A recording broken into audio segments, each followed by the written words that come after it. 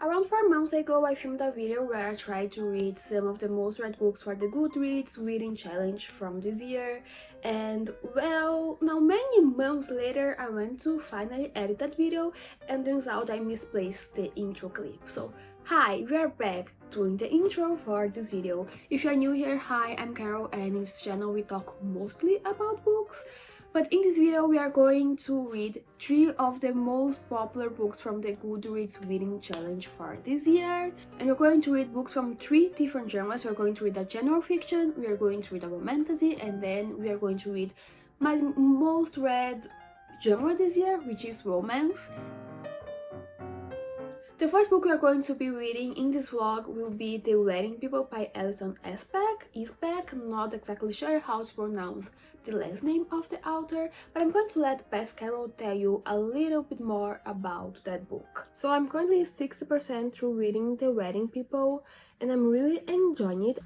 I know it's a popular book, but I wasn't expecting it to enjoy this book as much as I'm enjoying right now. It's kind of like, this book, in some ways it is very complex, but the way it is delivered, it is very simple, and I'm really enjoying the complexities of this book in this accessible, easy to read package that it comes from. I do understand why this book is so popular, because it is just, again, it is so digestible, it is easy to read, but it is not necessarily a simple book. It doesn't deal with simple topics. There are so many layers to the characters and to the stories and to the themes that at first glance you might not notice first, but I'm just really enjoying it. Again, it's easy to read, it is really digestible. I think I said this like 3 times already. But also, definitely, you need to check the trigger warnings for this book before reading it, because this is not a light book at all. So in The Wedding People, we follow Phoebe. She's this woman in her late 30s, early 40s. She used to be married for many years, but then after trying to have a baby for many years, many rounds of IVF, and after the loss of a pregnancy, she sees her wedding, her marriage kind of fall apart, and her husband has an affair with someone, and they end up divorcing. So Phoebe, she sees herself in a situation where she is quite hopeless because she doesn't really have a family. She feels like she's alone in life. Her husband just left her. Her dream of having a family or having children of her own, having biological children of her own, they seem impossible now because she can't have kids. She can't get pregnant, she no longer has a partner, she's working as an adjunct professor in a university. She doesn't really have a well-paying job.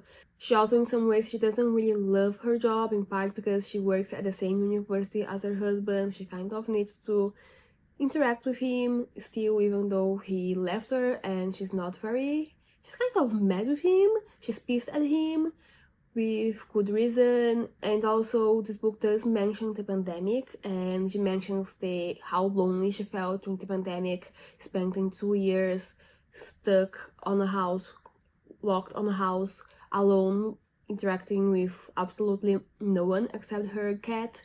This book also talks about loss of pet, and because of the whole situation, because of Phoebe, she's extremely depressed. She decides to go to this fancy hotel she always wanted to go, and kind of make the passage to the good place. She kind of wants to off herself, but when she arrives at this hotel, she's faced with this wedding that is taking place at this hotel. It will take place during a whole week, and she ends up befriending the bride. And this book kind of follows the aftermath of this relationship between Phoebe and the bride, and also what she decides to do with her situation. And again, this book's not light at all, but it feels weird saying this, but it is really nice to read about it, just because it deals with very heavy topics, but also I feel like topics that are very important to talk about. But also because this book mentions the pandemic and the loneliness of the pandemic, and what happened, what a lot of people ended up dealing with during the pandemic, which was that feeling of loneliness, which was that feeling of like the Zoom calls and feeling detached from the world. Because of this topic, these themes, even though a lot of the themes in this book, they are things that are kind of timeless, are things that people have dealt with for many, many years. Because of the mention of the pandemic, it makes this book feel very to the moment, very, very important to this moment in time. And also, it feels weird saying this, but it is kind of, it's really nice to read this book. Not only because it feels like the way the story flows and the way the story is told, the way the author crafted this book, it feels very, again, very digestible, very easy to read. But in my opinion, it also feels very bingeable, and also in my experience, because I picked this book up one night, I read a few pages only, and then in the next night, I read 60% of the book. So I binged 60% of this book in one sitting, in literally one sitting. So it is a very bingeable book, and it is really nice to read about it. Like, it's one of those books, you know, you're enjoying a book when we are talking about it and you're almost blurting out spoilers for it. So I feel like this is my sign to leave this review here and only come back when I finish the book. But so far, this book is not necessarily giving me 5-star feelings, but it is definitely like a higher rating, because unless something drastic changes, I'm really enjoying it. I'm really enjoying like some of the quotes the author makes. I'm really enjoying finding out more about our main character and about the side characters. This book also, it feels like sometimes there are parts that, in my opinion, it feels like the author is doing what Taylor Swift does, which is managing to put feelings and putting things into words that I personally didn't know how to put it into words. So I'm really, really enjoying The Wedding People. I want to finish it, so maybe let's binge the rest of the book. I think it's possible, considering I managed to read 60% of it in one sitting. So let's go back into reading, and I hope that the next time I come here to talk with you, I'll have a final rating. So I finished reading The Wedding People, and I'm giving it 4.5 stars. This book was surprisingly really good.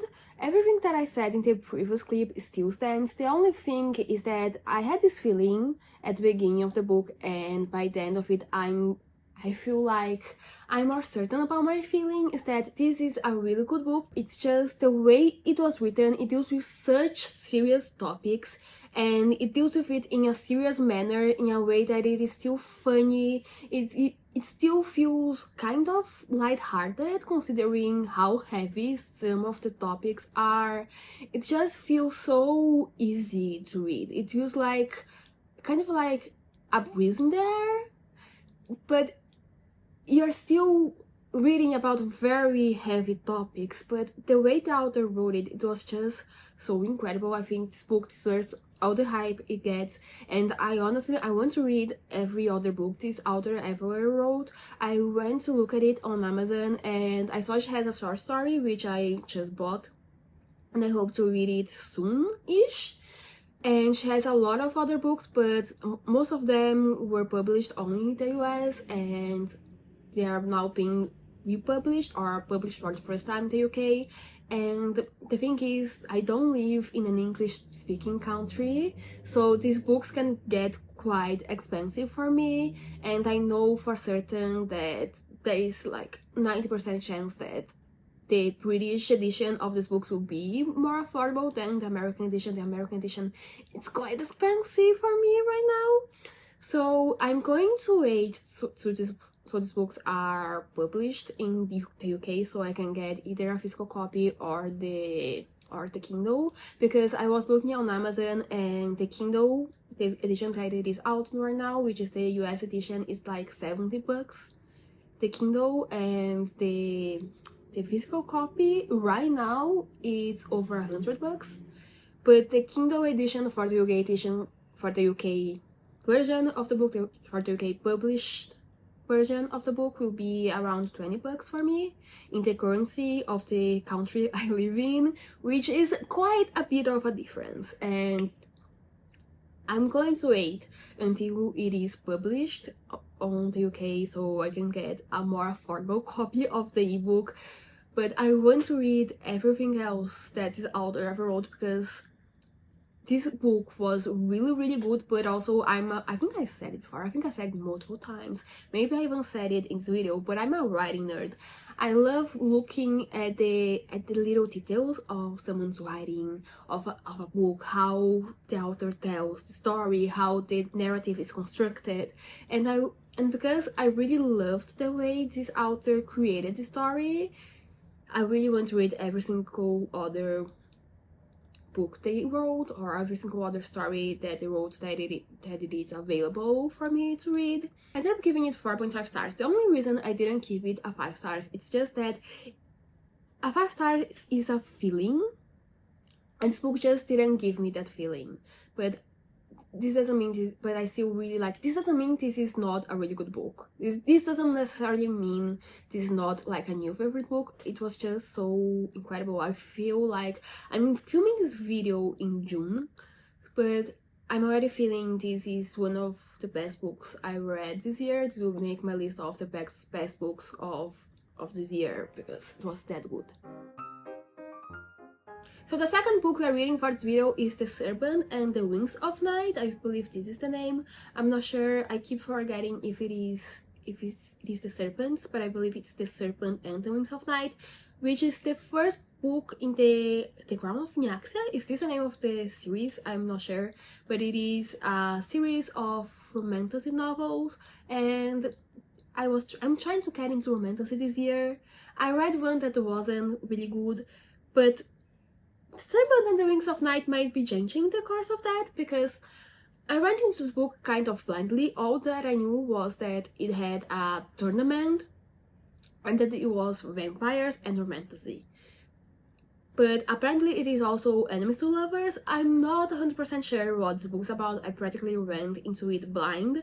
I just heard really great reviews and good reviews from people whose reading taste is kind of similar to mine, especially when it comes to more like fantasy or speculative fiction-esque. So far, what I know about this book is that we follow Oriya, and she's the daughter of Vincent, who is a vampire king of, I believe it's, I forgot the name of the world. It's something about the night, because there is the Nightborn, there are the blood vampires, and there is the shadow people. Basically, her father is one of the powerful kings of a kingdom, and her father's a vampire, but he's adopted daughter. She's human. Her father found her as a child. A group of vampires basically killed her family, and her father found her and he saved her, and he basically raised her in this world where they're trying to kill her because she's a human in the land of the vampires. She's prey. They all want to eat her, quite literally eat her. But because she's one of the few reasons why she's still alive is because, one, she's the daughter of the king, and also because she knows how to protect herself. And in this universe there is this tournament, I believe it's called Kijari, where it's kind of like a tournament to the goddess of death, which is like the goddess the vampire people believe in.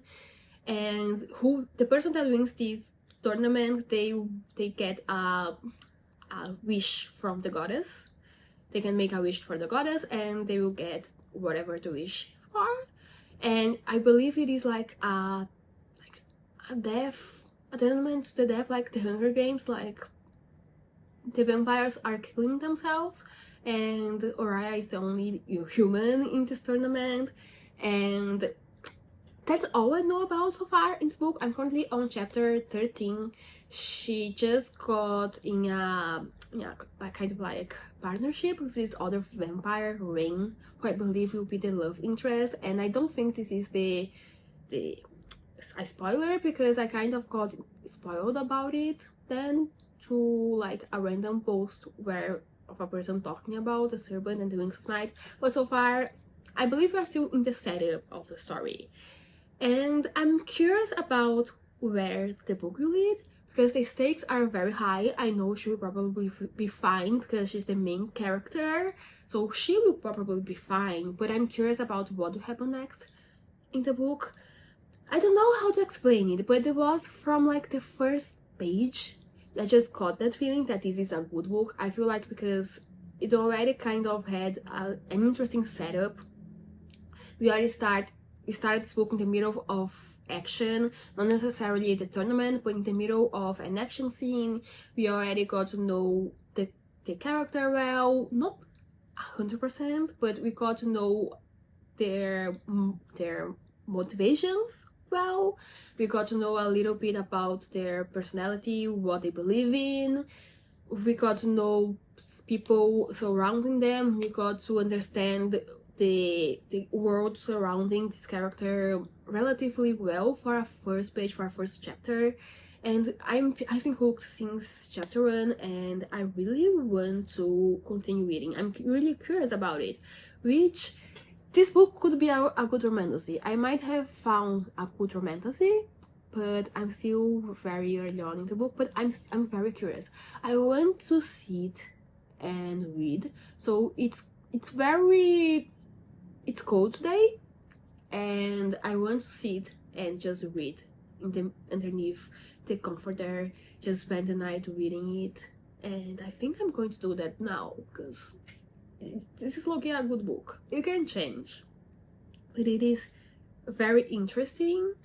The only thing though is that this book is kind of dark in some ways, that it's kind of pushing my boundaries a little bit for what I'm kind of comfortable with reading, but not in a way that is trying to make me stop. Also, this is the first time since I believe Twilight that I'm reading about vampires, and reading it in a very completely live stage is kind of interesting. So I read Twilight when I was like 10, 11, when the movies was coming out. I was definitely way too young to read Twilight, but I've been reading books that were way like too advanced, or that it wasn't suitable for my age since forever. Now I'm an adult, so I guess most books are suitable for my age, so there's no problem. But it is interesting reading about vampires after so long, because I think the last time I consumed vampire media was the Vampire Diaries, and I didn't even finish that series. I think I stopped when the Kai situation was going on, and I stopped watching it on that season, and I've never picked the show up ever again. So it's been a while, and it is interesting. Also, the vampires are kind of different, because it doesn't take place in our world, it takes place in a different universe, and I'm just really curious about what will happen, how it will happen. And this is definitely a page turner, so I'm going to finish the sleep because I already rambled too much. I'm losing time. I need to go back and read this book now because it looks really good.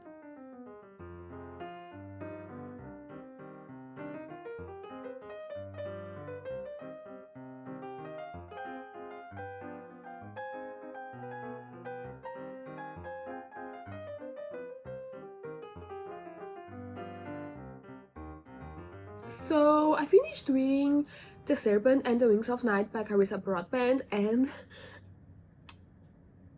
that book had no right being as good as it was.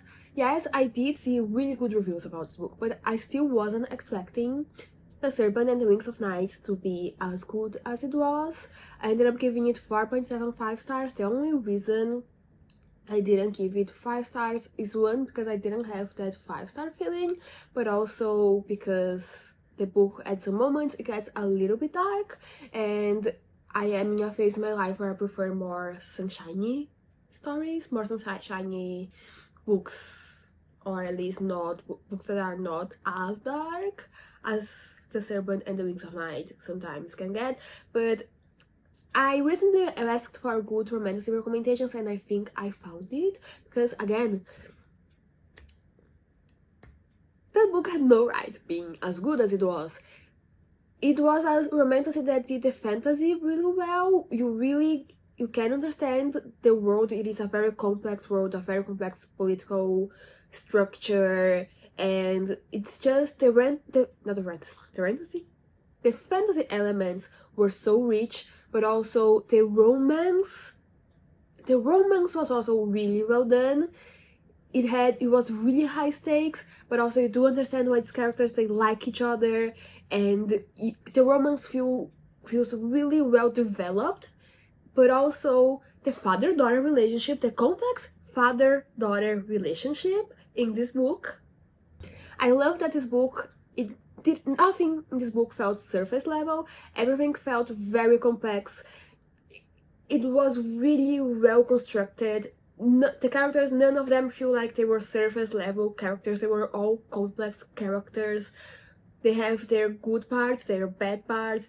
None of them are just like simply just good or simply just a mean, bad, evil character. They were all in these shades of gray, kind of like morally gray, but in a way that just feels real and believable, especially in this fantasy world. This book is so good. I was so surprised, and now I want to read all the other books by Carissa Broadbent, because will they be as good as this one? Like, this book truly had no right being as good as it was, and I wanted to read this book for quite some time now, and it's one of those books where I'm ashamed that I would have reading it for so long, because if you are looking for good romantasy, this is definitely one to check out.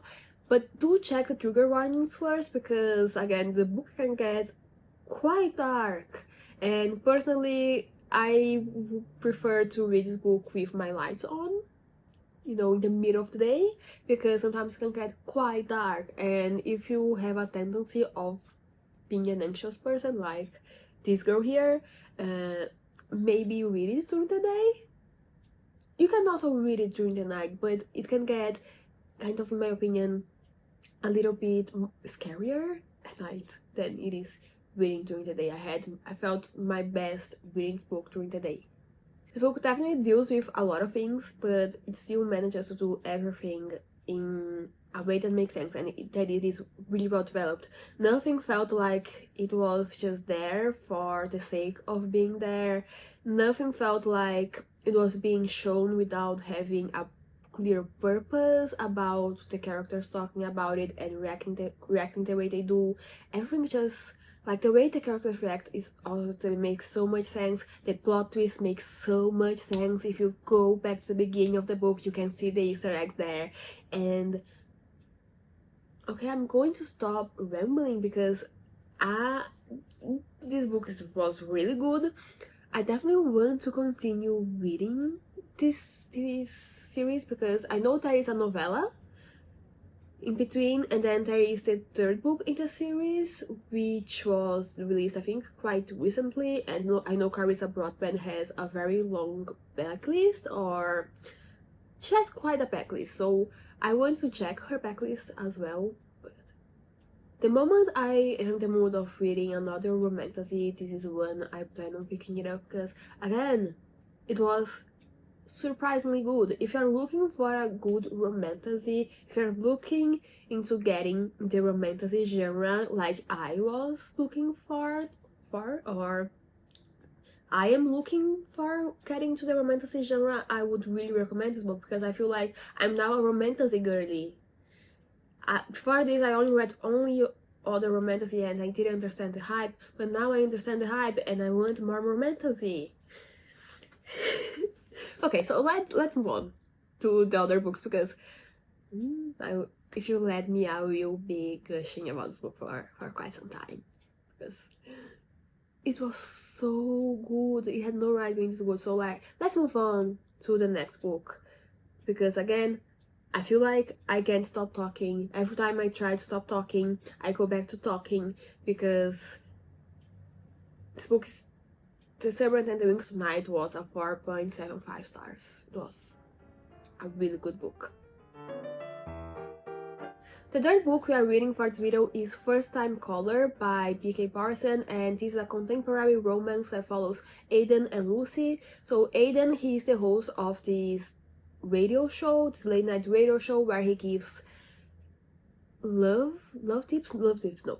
I keep going back to the word tips, but no, it's he helps people with their love life, kind of. He tells you people, like, he gives options of what people can do to, like, fix their love life. The exact word is escaping my mind at the moment. But basically he has this TV show about love, but Aiden himself, he's kind of been struggling with the idea of love. He's kind of has become a cynic, because he has gone in some dates, none of them have ended up well, and like after a while he just decided to give up on love, and this is affecting his show because it's clear his heart is no longer in the show and he no longer loves love. And then we have Lucy. She's a single mother. I'm not sure exactly how old she is because I'm only 3 chapters into this book right now, but she has a 12-year-old daughter that one night she calls into the show to ask for advice. That's the word. Aiden gives love advice to people on his show. But basically, Lucy's daughter calls into the show asking for love advice for her mother because her mother never dates and she's kind of worried. She's worried her mother is lonely. So she calls Aiden and asks him for advice to help her mother go out there and start dating again. And I believe from what I heard about this book is that Lucy will become a very popular person and she'll end up having a segment in the show and something like that. I'm not sure because I'm only 3 chapters into this book. We are still in the setup and so far I honestly don't have much to say. It's just a cute, fluffy romance from what I can tell, and I'm curious to continue reading it. I feel like this might be a fast book to read, but yes, let's go back to reading First Time Caller. I honestly can't give you any opinion right now because I just don't have any. I just started the book and let's hope it is a good one, because also I'm kind of scared because the other 2 books in this video have been really good books and I'm scared that this one might be the outlier for no particular reason except that the other 2 books were really good books. And will I find 3 really good books in this video? Because last year I filmed this video with the most read books of 2024 and we had some good books, we had some meh books, and hopefully First Time Caller will be a really good book and I can have a video where I read only really good books, but so far that has been that the other 2 books were really good surprises. Hopefully this one will be as well. Let's stop rambling, let's get back to reading, and I'll see you when I have any update. Hi, so it's been a few days. It's definitely been more days than I expected to read this book, and I'm actually only currently 45% through reading First Time Caller. But basically, I'm not enjoying this book. At the moment, it's not that I'm hating it, but it is sitting at a good 3 stars. It is very average, and I was trying to think to myself, why am I not enjoying this book? And if you're going to be honest, it's because of the male main character. It's because of the hero of the novel, which is Aiden, who is the guy that does the radio show. And I was trying to think to myself, why am I not enjoying Aiden? And you know how people say that male authors have a tendency of writing like the female characters that are like a stick with boobs? For me, Aiden is feeling like a stick with a dick because that man has like no personality. He has some things going on for him, so he's technically supposed to be a cynic, but the reason why he's a cynic, it's quite like a weak one. It's not a very strong reason or motivation for him to be a cynic, and I don't need everything about a character to be so strong in order for me to like understand or for it to make sense in terms of it being part of the character's personality. But because of because the reason for this personality trait of his being so weak, it just doesn't feel like this is part of his personality. This feels like more of a situation thing. He's also supposed to be socially awkward, but the only time you actually see him being socially awkward, it also feels like more of a situation thing. Not necessarily that he's inherently socially awkward. And he doesn't necessarily have a bad relationship with his parents, but he has a complicated relationship with his parents because his mother had cancer, and while he gets along with his parents, he has some kind of like guilt over telling them exactly what is going on, and because he's going like kind of like through a rough patch of sorts, he doesn't really want to tell his parents about it, and it just feels like he has no personality at all. It barely feels like he has a life outside of the radio booth. While the female main character, Lucy, she feels like she has a fuller life, she feels like she has a personality, and Nathan, he just feels like he's there, and he feels like a stick with a dick, because if you could change him for almost any other hero, you can change him for almost anyone, and it wouldn't really make a difference. And I don't think it helps that we have some other characters, the surrounding characters, because this book is supposed to be part of a series. But we had a guy show up at the mechanic shop where Lucy shows up, and I think something might happen between them. And that guy already feels more interesting to me than Aiden. We have Jackson, who is Aiden's friend, and he also works at the radio station. He does the weather report, and that one, he sounds like a very interesting character. I know the next book in the series will be about him, and I'm curious to read the book about him because I'm curious about his character, and he feels like he has a personality. He feels like he has something else going on differently from Aiden. There's all the other, like, you have I think it's Huggy. I don't know how you pronounce his name correctly, but he also works at the radio station. He's kind of like an intern, or I don't know exactly what role is his on the radio station because they don't make that clear. But he sounds more interesting than Aiden. The boss, Maggie, she sounds more interesting. Patty, who is Lucy's friend, sounds more interesting. Grayson and Mateo, Grayson is Lucy's baby daddy and Mateo is Grayson's husband. They also sound like they have more of a personality. They sound more interesting characters to me than Aiden. And this book is feeling very average.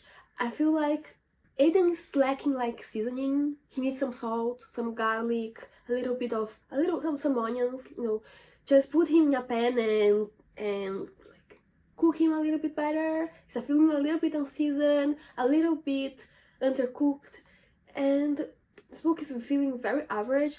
Like, this book is feeling, I think in the US they would call a Hallmark movie. I don't live somewhere in a place where Hallmark is a thing, but it's feeling like a cheap rom-com.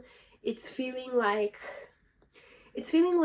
the Christmas movie with the snowman, where the hero is a snowman, and it's a movie where I remember it because the premise is interesting. The premise was very interesting, but the execution of that premise felt so lackluster, and I think I can tell you one or two things that happened throughout the movie.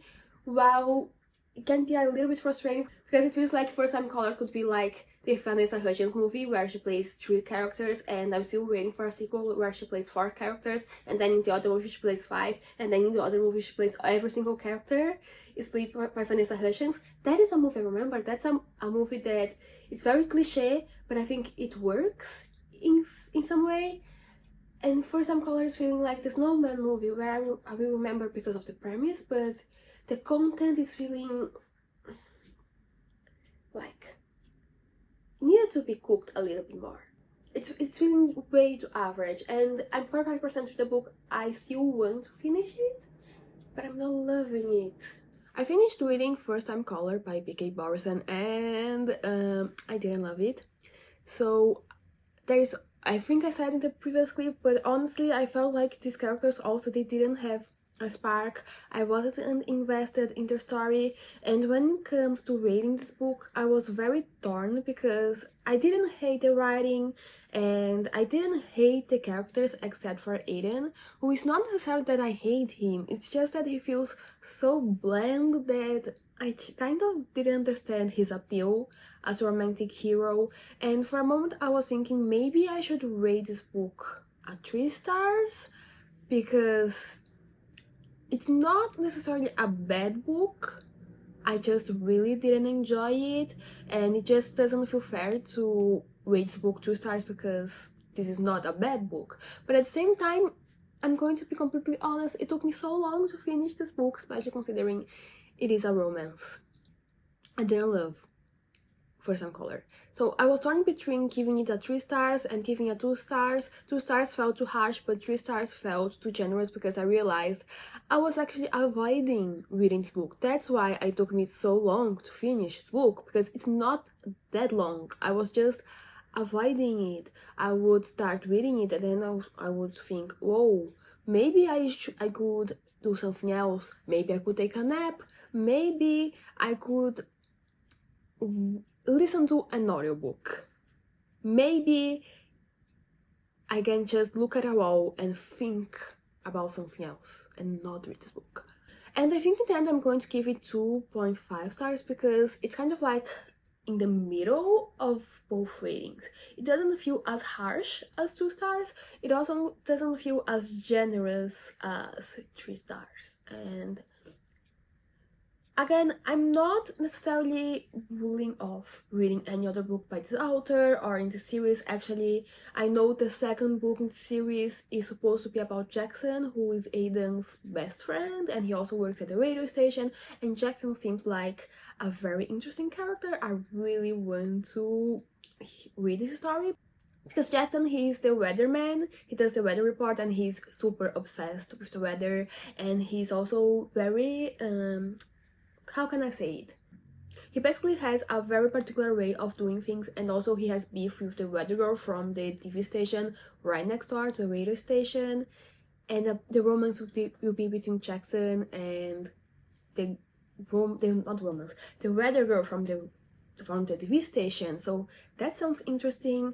Like, I want to understand why he parks in the same place all the time. I want to understand why he wears the same clothes and the this exact weather. He's so really particular about the things he does and how he behaves, and also if you leave him on there for too long he will start rambling about weathers, and I'm really curious about Jackson. But Aiden, who is the hero of First Time Caller, I don't care about him. I don't think he has a personality at all. When I think about strong characters, you know that character has a voice. If you think about that character, you think about a situation and what would happen if a character was put in that situation. You know how that character would react, what the character will probably say, and what the character will probably do in the situation. But when it comes to Aiden, I literally can tell you how he would behave in certain situations, because I feel like he was very underdeveloped as a character. And there was so much potential, but it lacked on the delivery just because one side of the couple felt very bland. Also, if you like Sleepless in Seattle, is that the name of the movie? I think it is, right? Sleepless in Seattle, which is the movie with Meg Ryan and Tom Hanks, which is based off a novel by Nora Ephron, and it takes place in Seattle, and I think there is like a radio host. I never watched that movie, but apparently this book is kind of inspired by that movie, and so if you like that movie, maybe you will enjoy this book. Personally, I didn't enjoy it, and that's just my personal opinion. And yes, that's it for this video. If you liked it, leave a like and consider subscribing to the channel if you want more bookish videos on your subscription box. And also, if you have any book recommendations, you can always leave it in the comment section. I'm open to reading almost anything. So I read mainly romance, but I will read almost anything. So you can leave your book recommendation on the description box, on the comment section. I feel like I'm kind of like losing my mind, but I'm not. It's just that it is late and I'm just like rambling and I'm trying to say it all at once, and sometimes we get confused. But yes, that's it for me in this video, and I hope to see you in another one very soon. Bye!